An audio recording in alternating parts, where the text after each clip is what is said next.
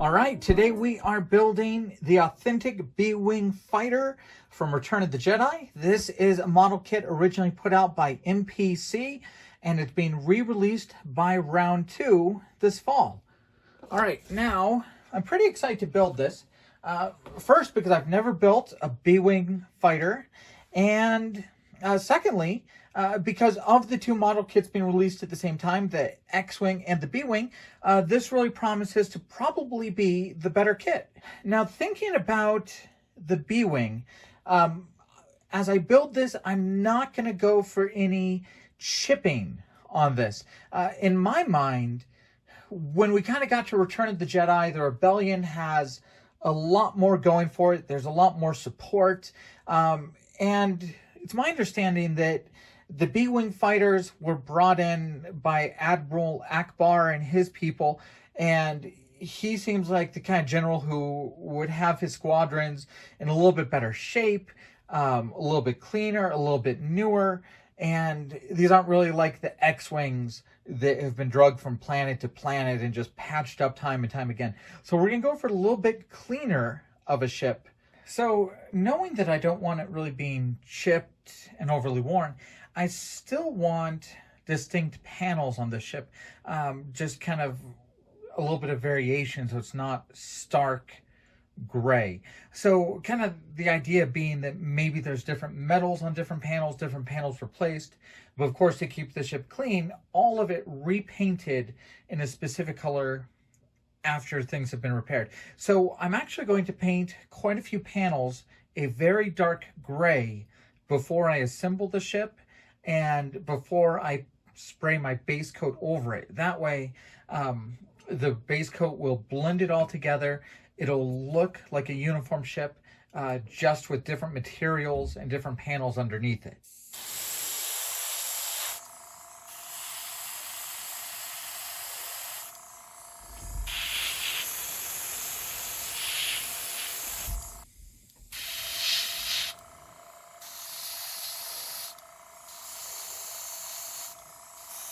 All right, assembly is pretty straightforward. You'll want to put a little bit of paint on the cockpit and your pilot first before you kind of close up this cockpit section. That snaps into place. Just gets sandwiched between these two parts. Just like that. Like a lot of older kits, there is a lot of detail on these two halves that don't exactly match up. So you'll definitely want to take a file to some of these just to make the matchup a little bit better. Once you have the cockpit assembly done, you're going to sandwich that in between these two parts of the main hull, along with this blaster piece. They're just going to get sandwiched in just like that. Now, if you are going to glue this, make sure to be very careful just to do a little bit of glue right along here because you still want this cockpit to turn freely within the model. Now, this movable wing assembly is done pretty well. It's a pretty neat use of parts, really very simple. You have the top of the wing and the bottom of the wing, and they actually fit into each other like this. And then they get closed around this hinge piece.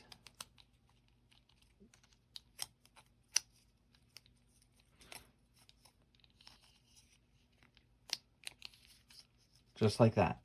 Now, I do find, and the instructions mention this, if you're having trouble with them moving, you just file down the space right in between these two parts to make sure there's some good clearance.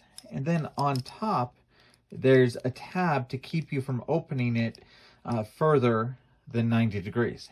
Once again, the main engine structure, very simple. It's just 3 pieces on the bottom that go underneath the B-Wing. And then the top right above it. All right, getting close to being done with the main assembly. We have this section, which will push on to the main section of the ship from the front.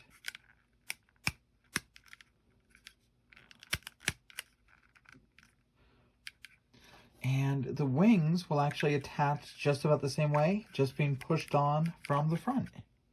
All right, and that is main assembly on the B-Wing done. All right, now as we start spraying our base color over the ship, we're going to do lots of light layers so we get those pre-shaded panels showing through in just the right amount.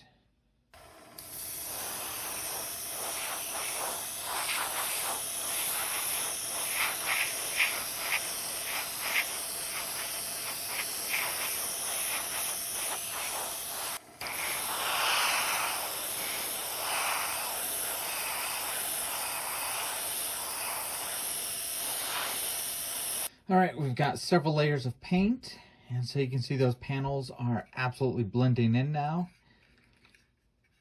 One thing that you may notice I've done is I put the clear canopy on to help mask the cockpit while I painted. I'm going to remove that now. You can see the cockpit remains painted as it was originally.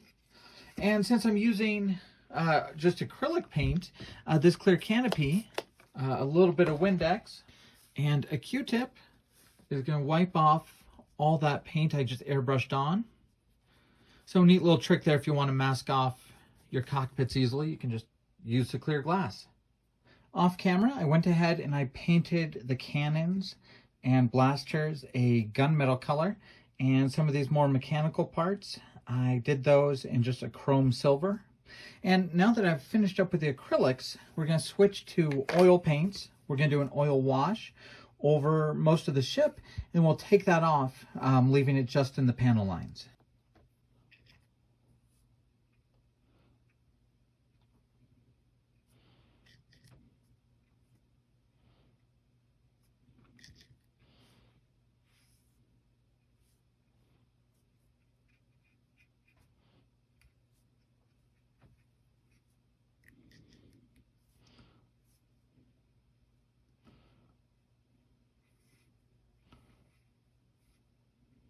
All right, here's the ship after a wash, kind of to bring out a lot of the details along those panel lines and accent the panel lines.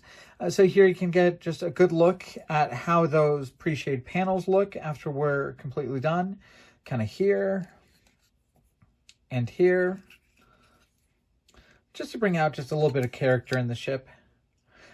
The only thing I really didn't want to do a wash around were the ridges back here. The wash would just kind of show how those don't match up.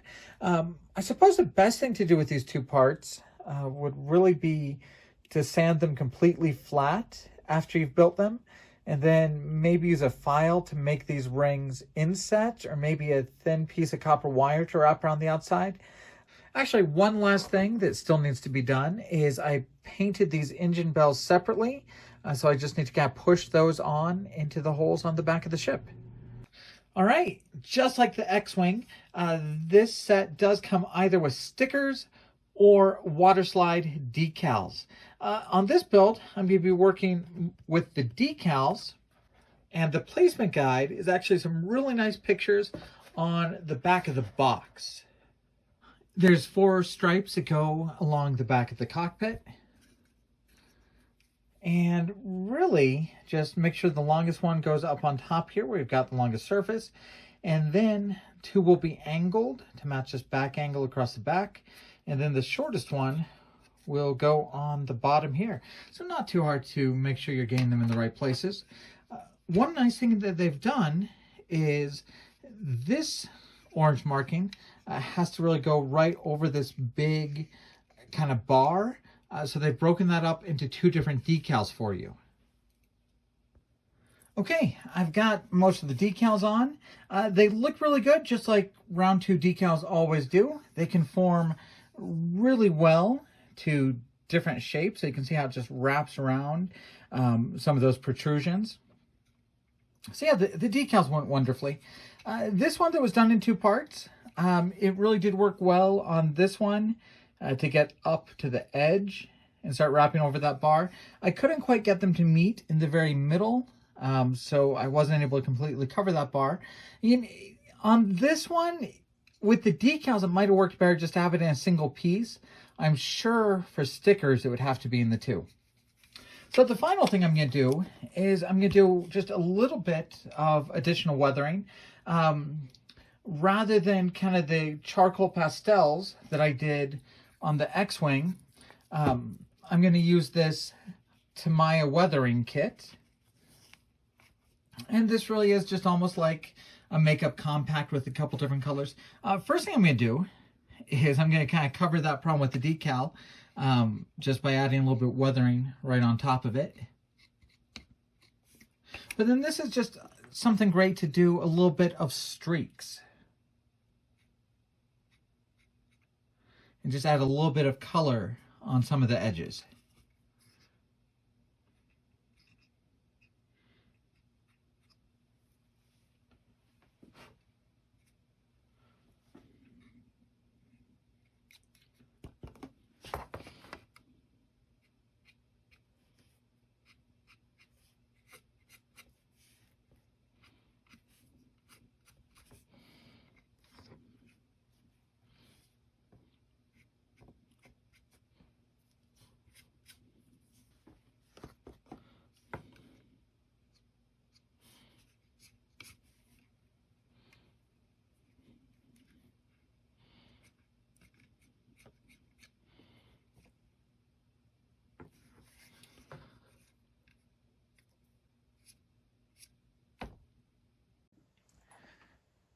All right, so that is my complete buildup of the B-Wing Fighter, the new release or re-release, originally by MPC, being re-released by Round 2.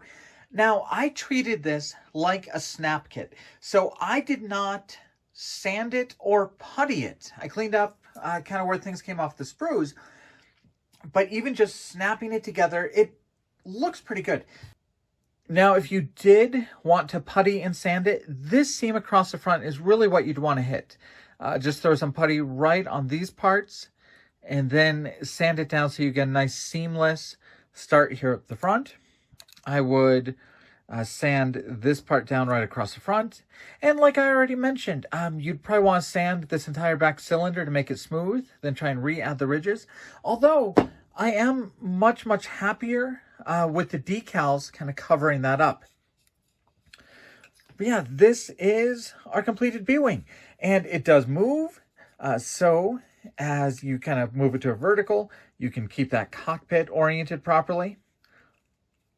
The wings move in and out. And good clear glass. So let's take a look at that pilot.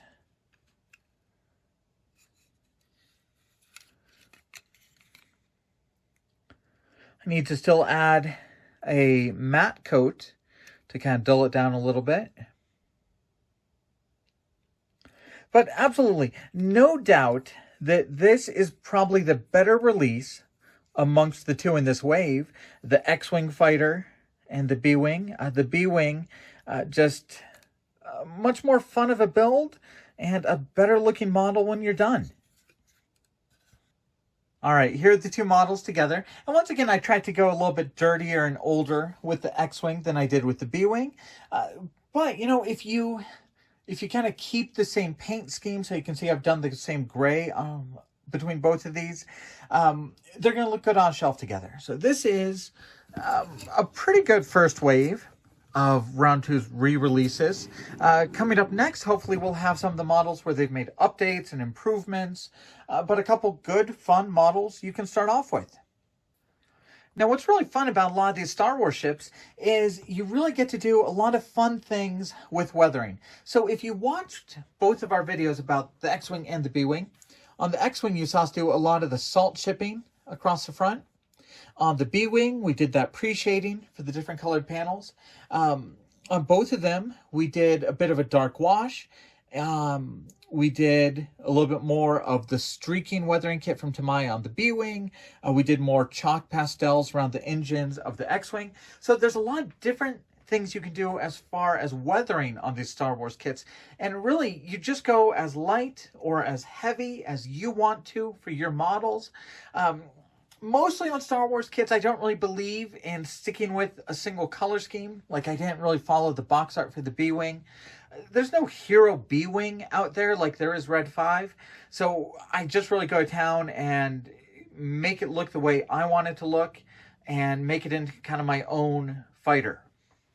But with the weathering, you guys can take it whatever direction you want. That's what I love about X-Wings. Everybody builds them, and everybody's looks just a little bit different. All right, those are our out-of-box reviews and builds for these two Star Wars model kits, the authentic Luke Skywalker X-Wing and the B-Wing fighter. Hopefully this just kind of shows you guys the kits, what they're like, helps you plan out your builds, which models you'll go with, which ones you might skip. And if you like the channel, please subscribe. Thank you guys for following our videos.